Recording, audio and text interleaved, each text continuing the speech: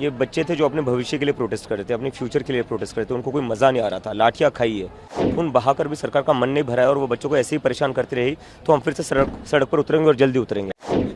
आतंकवादी थे, बच्चों के ऊपर पैलेट गन्स यूज करें, इनको शर्म आनी चाहिए कि आतंकवादी थे वो। अमित शाह और नरेंद्र मोदी को शर्म आनी चाहिए। सीजेपी के संस्थापक अभिजीत दिपके ने जंतर मंतर प्रोटेस्ट 2.0 को लेकर सरकार पर तीखा हमला बोला है।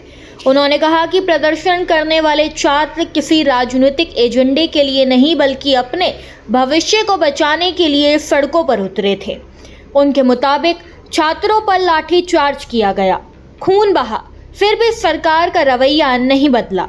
अभिजीत दिपके ने चेतावनी देते हुए कहा, अगर सरकार छात्रों को इसी तरह परेशान करती रही तो हम जल्द ही फिर से सड़क पर उतरेंगे। उन्होंने छात्रों पर पैलेट गन के इस्तेमाल का भी आरोप लगाया और कहा कि ये बेहद शर्मनाक है। उन्होंने सवाल उठाते हुए कहा कि क्या ये छात्र आतंकवादी थे जो उनके खिलाफ ऐसी कार्रवाई की गई।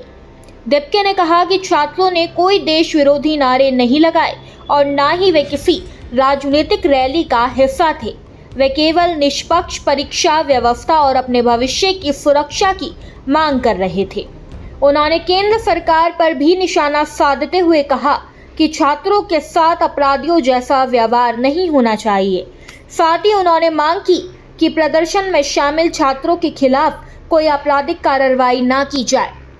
अभिजीत दिपके ने और क्या कुछ कहा, चलिए आपको सुनवाते हैं। देखी जा रही है तो क्या कुछ कहेंगे, कार्रवाई की जो जा रही है? सरकार ये सब ना करे।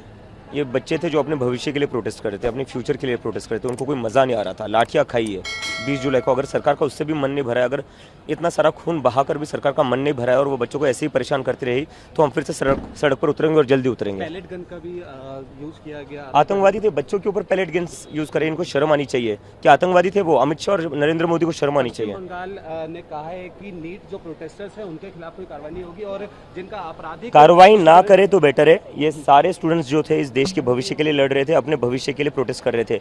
वो कोई पॉलिटिकल रैली नहीं कर रहे थे, वो कोई देश विरोधी नारे नहीं लगा रहे थे, वो देश के भविष्य के लिए कर रहे थे। अमेंडमेंट बिल को लेकर बातचीत हो रही है, क्या कुछ कहना चाहेंगे? सुप्रीम कोर्ट ने जिस तरीके से कहा है उस पर मैं शाम को बोलूंगा। उस पर ये बच्चे थे जो अपने भविष्य के लिए प्रोटेस्ट कर रहे थे, अपने फ्यूचर के लिए प्रोटेस्ट कर रहे थे। उनको कोई मज़ा नहीं आ रहा था, लाठियाँ खाई है, खून बहाकर भी सरकार का मन नहीं भरा है और वो बच्चों को ऐसे ही परेशान करती रही तो हम फिर से सड़क पर उतरेंगे और जल्दी उतरेंगे।